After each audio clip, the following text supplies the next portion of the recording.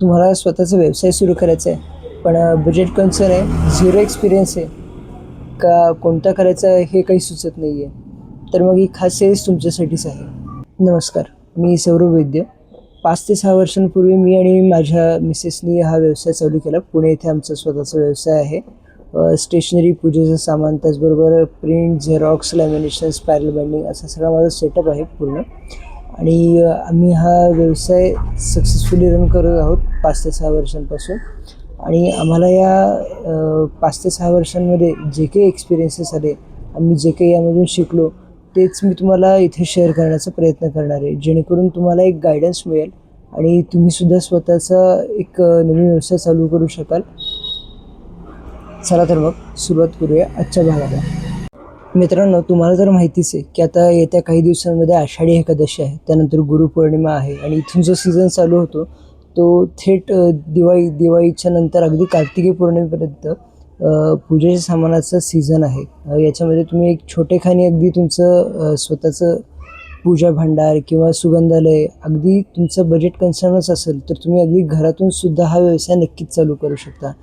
आणि बिलीव्ह मी, या व्यवसायामध्ये खूप चांगला प्रॉफिट आहे आणि कस्टमर्स हे रिपीटेड असतात, कारण या वस्तू डे टू डे लाईफमध्ये वापरल्या जातात आणि त्या संपल्यानंतर कस्टमर हे त्या वस्तू रिपीट घेण्यासाठी परत तुमच्याकडे नक्कीच येणार आहे. तर मग आज आपण सुरू करूयात बेसिक काय काय लागतं पूजेच्या सामानाच्या व्यवसायामध्ये. तर त्यातल्या त्यात जास्ती वापरली जाणारे वस्तू म्हणजे धूप स्टिक्स, उदबत्ती आणि ओला धूप. आज मी तुम्हाला त्याच्याबद्दलचीच माहिती देणार.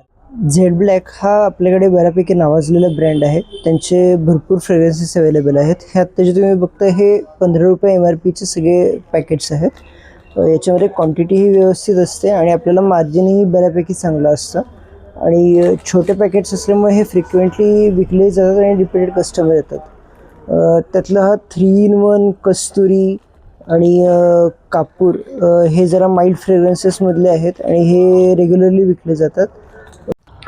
त्यानंतर हे काही झेड ब्लॅकचेच फ्रेग्रन्सेस आहेत, फक्त हे मोठ्या पॅकेटमध्ये येतात. साधारण 70 रुपये MRP असते याची आणि याच्यामध्ये पण जवळपास 40% मार्जिन असतं. एका पॅकेटमध्ये साधारण 90 ते 100 स्टिक्स असतात.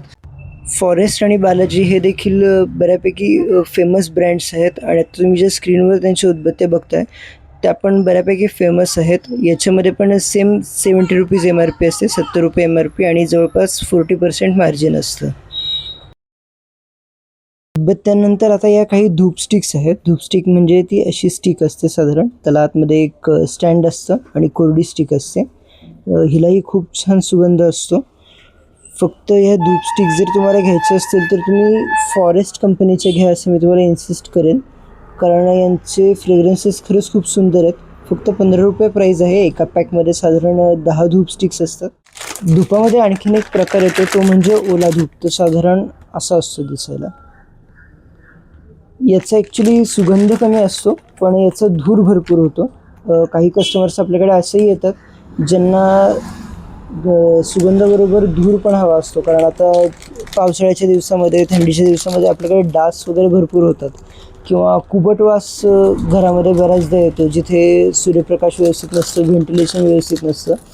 अशा ठिकाणी हा धूप लावणं लोकांना खूप छान वाटतं, त्यामुळे ते घेतात. तर तुम्हाला जर ओला धूप हवा असेल तर अगेन तो झेड ब्लॅक कंपनीचाच आहे. मंथन धूप फेमस आहे. याची 30 रुपये MRP असते, पण तुम्ही अगदी 25 रुपयाला किंवा 30 रुपयाला एक, 50ला 2, 100ला 4 असे जर विकायचे असतील तरीही ते तुम्ही विकू शकता. याच्यामध्ये रातराणी, लव्हेंडर, केवडा, चंदन, गुलाब, मोगरा, त्याच्यानंतर लोबान, गुगुळ असे भरपूर फ्रेग्रन्सेस आहेत, भरपूर व्हरायटी आहे. तर आजच्या भागात आज आपण इथेच थांबूया. पुढच्या भागामध्ये मी तुम्हाला काही प्रीमियम उदबत्त्या, काही प्रीमियम धूप स्टिक्स दाखवणार आहे. त्यांची प्राईजही जास्ती आहे, पण त्याच्यामध्ये प्रॉफिट आणि त्यांची क्वालिटीही तशीच चांगली आहे. तर पुढचा भाग बघण्यासाठी आपल्या चॅनलला लाईक, शेअर आणि सबस्क्राईब नक्की करा. आणि तुम्हाला आजचा भाग कसा वाटला हेही मला कमेंट्समध्ये नक्कीच सांगा. तर आजचा पूर्ण भाग बघितल्याबद्दल thank you very much. Shri Swami Samarth.